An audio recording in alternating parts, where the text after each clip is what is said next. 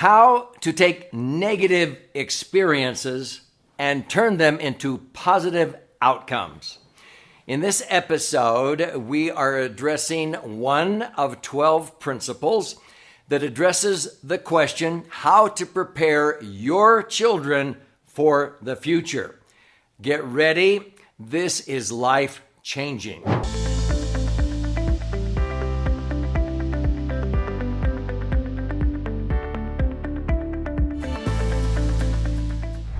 So my name's Doug Andrew, and I've helped many families throughout my 48-year career thus far optimize their financial assets, but more importantly, optimize their foundational assets and their intellectual assets. This channel is called Three-Dimensional Wealth because wealth is more than just the money.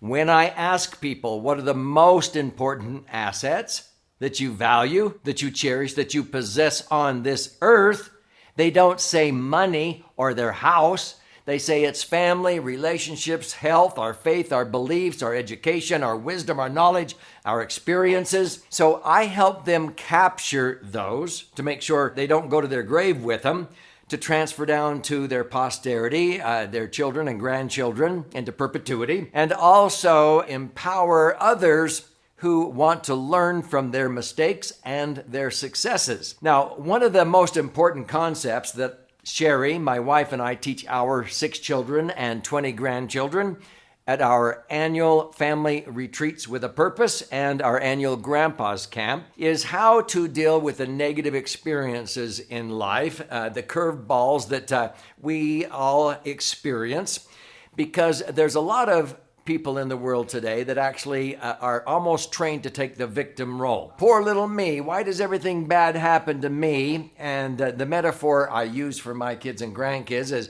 do you want to just be a clam on the bottom of the ocean as in a victim mode, waiting for plankton to float to you? When is somebody going to come and help me or give me a handout or pay for this or whatever? No, America was built with an eagle on the flagpole, not a clam.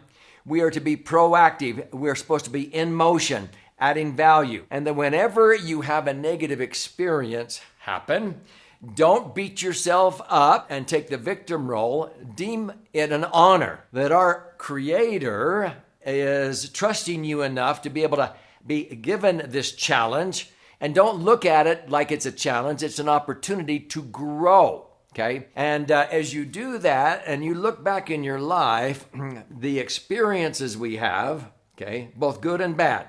Now, I've actually learned more from my bad experiences in life than the good ones. How about you? So I designed a system years ago at the encouragement of my good friend, strategic coach Dan Sullivan, because he said, a lot of you unbeknowingly have a system. Whenever something bad happens or you have, what we call a negative experience, you have actually a system you go through to overcome it. And when I started thinking about it, I did. And there were actually 7 definitive steps that I would take in order to overcome a negative experience to turn it into a positive outcome. And I've actually created 7 episodes, an episode on this very channel that addresses each one of these in detail. Now, in this episode, I'm just going to highlight them. But in this series, what we have is 12 principles that will help you prepare your children for a brighter future. I put 6 on one side of a piece of paper and 6 on another, and you can get a copy of this. If you stay with me to the end of this video, I'll show you where you can obtain that. And so the first 6 are over here, and I have an episode on every one of these. These are principles that you must teach your children and grandchildren because the colleges and universities are not effectively teaching them. I have proven this again and again with many of my clients whose children graduate from college and they move back home because they can't find a job. We teach them these 12 principles that the universities didn't teach them, and they have job offers lined up. Now, we're focusing on number 8 right here, and it's what I call the negative experience transformer, how to be able to take any negative experience in life and turn it into a positive outcome. So with this, I designed this 7-step process years ago. It's actually 20 pages, and I'll show you where you can get a copy of this at the end. And it's called the Negative Experience Transformer. If this resonates with you, I would recommend you watch those 7 in-depth episodes on the 7 steps. I'm going to highlight them right now. Again, it's called the Negative Experience Transformer. Now, before I show you this, if this is sort of clicking, if some dots are getting connected right now, and you can think of somebody who ought to see this episode, be sure and share, click like, post a comment. But most importantly, subscribe. And when you do, make sure you click that little bell so that you'll be notified every time I post a new educational video, which I do almost on a daily basis. It's free. And stay with me to the end because I want to gift you a copy of Entitlement Abolition, my book that explains this. You don't need to pay $20 to buy it on Amazon. I will gift it to you free. So stay with me to the end. So let's go to this negative experience transformer, and I'm just going to give you the 50,000 foot level version of this. And this is a process like ascending some stairs in a stair corridor here. We start out with what is called a gratitude assessment so that you can get your mind in the right mindset of being grateful, even if life is throwing you a curveball or you just got diagnosed with cancer or something like that. Stop taking the victim role and look at the things you're grateful for before you start. Then you move into gaining the proper perspective, the big picture. At the end of the day, this is just a small little drop in the bucket of life. And if you understand how you can overcome this and what you'll learn from it, you gain the proper perspective instead of just focusing on this little moment in time. Then you move into the third concept, which is dealing with deadlines, insult, crisis in life. We call this crisis, deadlines, insults, or offenses. We all experience these. And I teach how to deal with crisis, deadlines, insults with faith, hope, and charity. And it's been in the good book for millennia, but sometimes we don't connect the dots. Then you move into what have you learned? You get out of yourself. And as the Native American Indians would say, if you help them get their canoe across the pond, your canoe gets across the pond. You start getting out of yourself and you ask yourself, what am I learning that I could teach other people in similar circumstances? Because the only way you can lift others up is to be on higher ground and experience what they've already gone through. Does that make sense? So look at it as a learning opportunity instead of beating yourself up. Why me? Once you do that, then you're ready to face the challenge, which is the 5th step. You want to face it head on, and I'm going to take a little side trip right now and just show you an example of facing the challenge. It is taking the challenge and seeing it as an opportunity. And this is game changing. Are you ready? So, in summary, if we were to do it in this fashion, gratitude assessment, you gain the proper perspective, you deal with crisis, deadlines, and insults with faith, hope, and charity. You gain the proper perspective and you start thinking about, why are other people feeling confused, isolated, and powerless that have similar experiences? How can I give them clarity, confidence, and capability to clear up their confusion, isolationism, and powerlessness? It's a magic formula. You do that by utilizing LRC, leadership, relationship, and creativity. When you display leadership, you give people new direction or clarity and they don't feel confused. When you develop a relationship with people, that gives people faith and confidence in a brighter future. They don't feel so isolated, so you're giving them faith and confidence in a brighter future. When you use creativity, that empowers people with new capability. Now, unbeknownst to a lot of famous people, Edison, Gandhi, Christ, I'm a Christian. When I would study Matthew, Mark, Luke, and John in the New Testament, Christ, to me, was the perfect example of this formula I just gave you. That he displayed leadership, relationship, and creativity, parables, metaphors, stories, to help people get clarity, confidence, and capability, so that when he was through interfacing with them, whether it was one person or 5,000 people on a hillside, they no longer were confused. They didn't feel isolated. They didn't feel powerless anymore. When you start to think about that and you're ready to turn this challenge into an opportunity to lift others up. Now, one of my favorite stories for this, you go through and Dan Sullivan would say you complete what is called a DOS worksheet, help people eliminate the dangers and seize the greatest opportunities and harness the best strengths in their own life. And then as you do that, you begin to see the opportunity instead of the challenge. One of my favorite stories is that of the Malibu Rock. Yep, that's a 116-ton rock.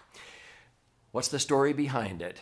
Here we go. Back in 1977, Brett Livingston Strong was a young Australian immigrant that came here from Australia as an artist, and he could barely eke out a living in a Los Angeles apartment. And he wanted to be an artist, and he knew America was the land of opportunity.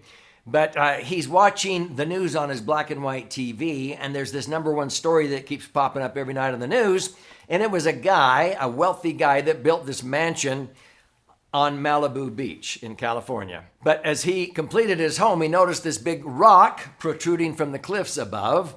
And he thought, wow, an earthquake of 6 or 7 on the Richter scale might cause that rock to come down and destroy, maybe kill me, hurt my house. And so he tried to get California to pay for the removal of that rock, and they named it the Malibu Rock. It was the number one story on the news as he tried to sue California to move it. And he finally got his neighbors to sign a petition. California finally gave in. This was the number one story on the news for 3 weeks, and California finally said, okay, we'll move it. They took taxpayer dollars, and Caltran went down with the dozers and the choppers to remove this rock. Now, Brett Livingston Strong went down to observe this, and he watched all morning as they tugged on this rock in the cliff. And all of a sudden in the afternoon, it finally broke loose, and it landed smack dab in the middle of U.S. Pacific Coastal Highway number 1, blocking traffic. Brett Strong, instead of seeing that as a threat, like everybody else, saw it as an opportunity. You know, the geologist studied the rock, and 2/3 of the rock was embedded so deep into the cliff that it was never a threat. An earthquake of 7 or 8 on the Richter scale would not have broke it loose. It wasn't a threat. He saw an opportunity. He walked up to the head engineer and said, sir, I'd like to buy that rock. The guy said, you can have it. He said, no, I want an official receipt from the state of California that I own this rock. I'll buy it for $100. I only have $1 right now. He handed over $1. And the guy said, buddy, it's your rock. You pay to have it moved. Brett went down to a shopping mall and convinced the management the publicity was already done. Number one story on the news for 3 weeks. If they would pay for a big chopper to move that rock down to the center court of their outdoor mall, he would lease it to them for $3,000 a month for 6 months while he went to work with a hammer and chisel on it. And so he had an income, and sure enough, people would come and want to see this Malibu rock, and they would sell clothes and ice cream cones, everything else. It was the best thing they had ever done for publicity. Well, he attracted crowds. And after 6 months, he was ready to unveil the rock. He brought all the news media. He brought a guy dying of cancer in a wheelchair from an Orange County hospital to view this unveiling of this rock. He pulled the canvas off the rock, and there in the image of the rock was John Wayne, the Western cowboy movie star. The man in the wheelchair was John Wayne. 3 weeks before he died of cancer. He leaned back in that wheelchair and said, I like it. Brett sold that rock for $1.1 million. He took $1, what everybody else saw as a threat, and he turned it into an opportunity. He had to work at it. He never turned around. The rest of his career, he had people lined up wanting him to do sculptures and art.